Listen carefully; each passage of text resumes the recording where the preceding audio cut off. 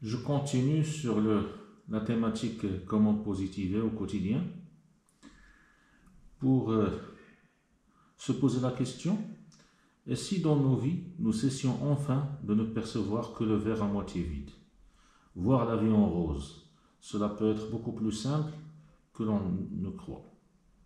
Exprimer la gratitude d'être en vie, avoir à l'esprit que nous vivons dans une époque meilleure qu'elle ne l'a jamais été. Tirer les leçons des expériences difficiles pour en faire des atouts. Et si dès aujourd'hui nous laissons les détails anodins derrière nous, tout ce qui risque fort de nous pourrir la vie sans raison, et nous mettions à positiver, à apprécier tout simplement le bonheur d'être. Il faut saisir le bonheur quand il est là. Le bonheur après tout est une activité originale. La preuve est qu'on a tendance à se cacher pour l'exercer. Pour le bonheur d'aujourd'hui, c'est comme pour le crime du droit commun. N'avouez jamais. Et si l'on savait enfin saisir le bonheur quand il est là, et même se l'avouer, car n'oublions pas, comme lui disait Albert Camus, il faut être fort et heureux pour bien aider les gens dans le malheur. Saisir les bonheurs, les simples, c'est par exemple se réjouir d'un moment partagé avec son enfant, avec son mari ou son épouse, ou en famille.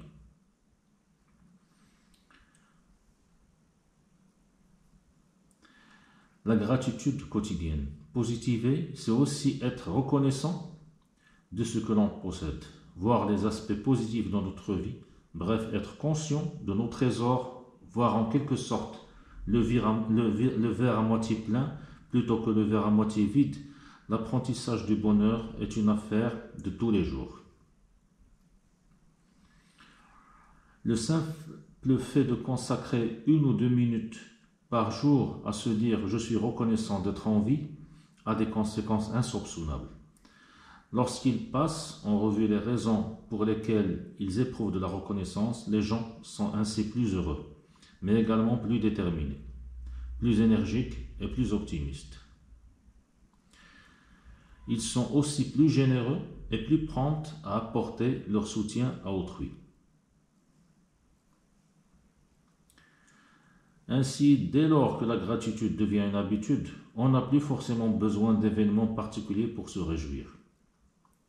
Si on se concentre sur quelque chose, cette chose s'amplifie.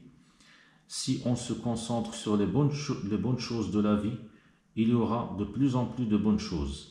À partir du moment où on sait qu'on peut sentir de la gratitude indépendamment de ce qui se passe dans la vie, il est arrivé des choses positives.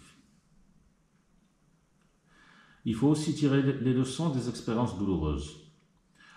On ne peut accéder au bonheur authentique sans une certaine proportion de malaise affectif et de stade pénible.